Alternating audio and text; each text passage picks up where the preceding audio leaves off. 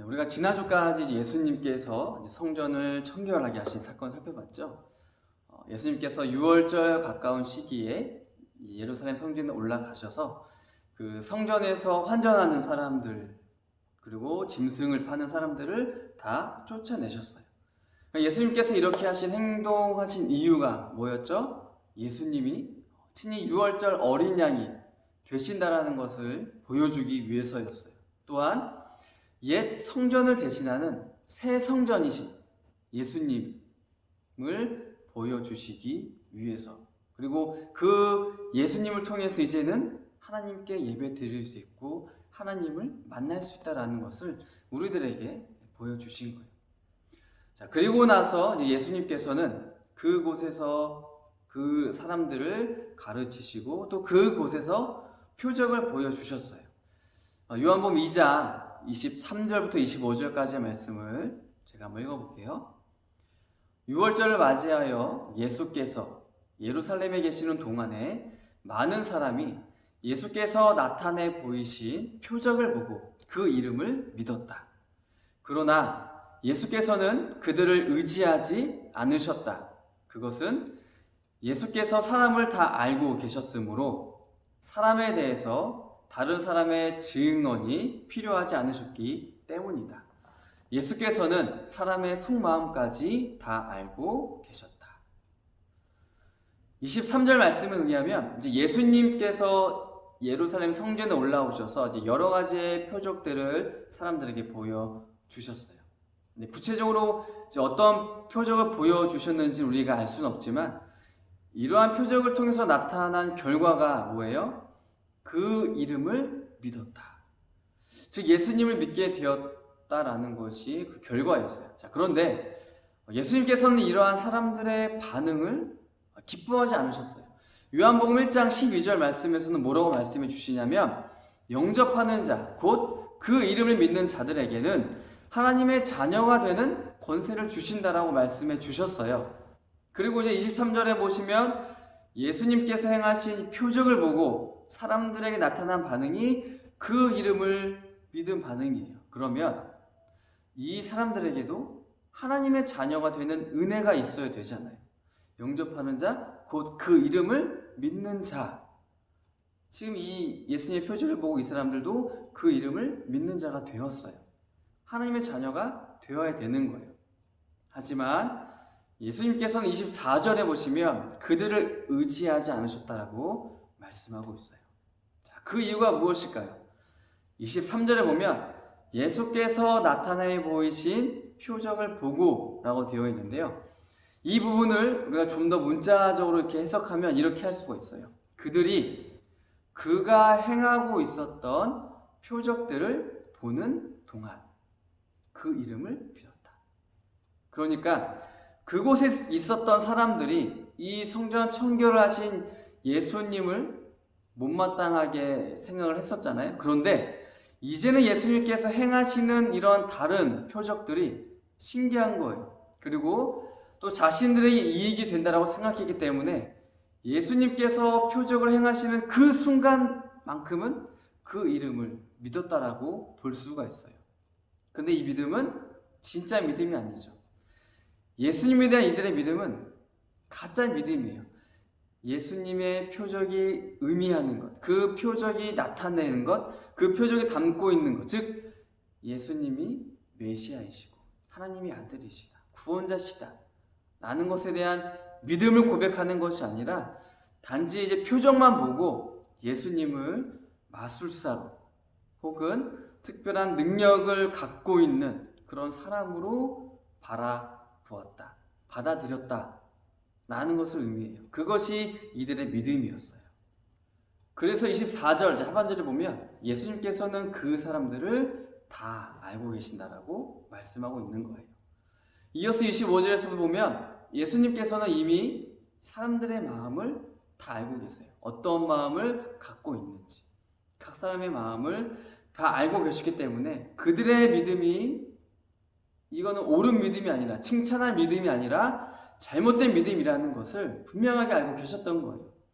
그래서 그들을 의지하지 않으신 거죠. 여기서 의지하지 않았다라는 말씀은 그들의 반응에 흔들리지 않으셨다는 것을 의미해요.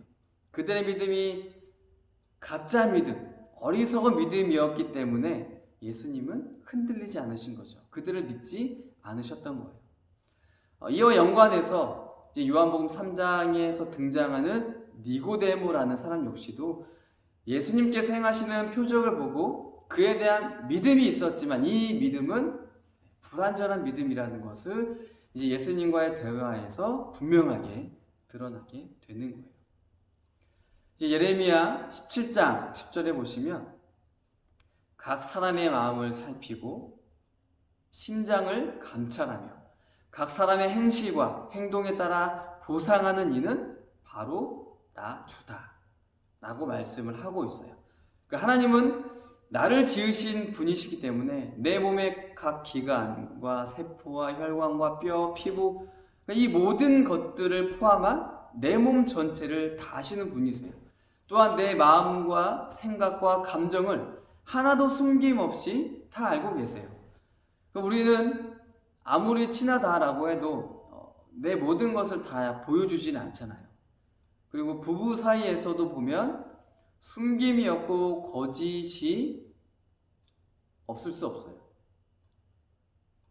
물론 없어야 되지만 그렇다고 해서 이제 이것이 100% 모든 것을 다 공유할 수가 없어요.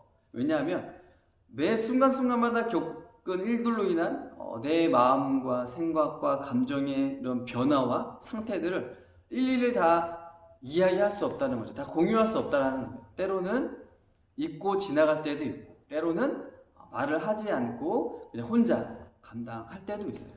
하지만 하나님께서는 내 마음과 생각과 감정의 모든 것들을 하나도 빠짐없이 1분 1초도 놓치지 않고 다 알고 계시는 분이세요. 뿐만 아니라 나의 행동과 삶도 다 알고 계시죠. 내가 누구를 만나든지 학교에서 어떻게 행동하는지 직장에서는 어떻게 살아가는지 가정에서는 어떤 자녀인지 아무도 없을 때 혼자 있을 때 나라는 사람은 어떻게 행동하고 어떻게 살아가는지 이 모든 것들을 하나하나 다 알고 계시는 분이 하나님이세요. 그리고 예수님도 하나님의 아들이시면서 동시에 하나님 자신이기 때문에 각 사람의 모든 것을 다 알고 계시는 거예요. 오늘 말씀을 통해서 나의 믿음은 어떠한지를 한번 생각해 봤으면 좋겠어요. 그 이름을 믿었지만 그들의 속마음은 단지 표적을 믿었을 뿐 예수님을 받아들이지 않았어요. 내가 정말 예수님을 믿는 사람이라면 내 마음에 예수님이 계셔야겠죠. 말뿐인 믿음이 아니라 마음으로 예수님을 나의 주님으로 받아들이는 진짜 믿음이 있는 우리 청년들이 되었으면 좋겠어요. 그리고 이 진짜 믿음이 내가 있는 곳에서 그리고 내가 만나는 사람들에게 선한 행동으로 나타나길 바라요. 코로나19로 너무나 힘든 시기를 보내주고 있죠.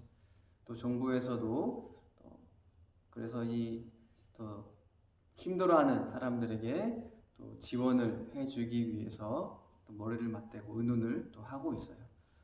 이런 시기 가운데 예수님 안에서 진짜 믿음으로 잘 버텨나가고 하나님이 나를 잘 알고 계시다. 예수님이 나를 알고 계시다. 내가 힘든 것, 내가 어려운 것, 지금 나의 모든 상황들, 나의 마음과 생각, 나의 삶을 주님이 다 알고 계시다.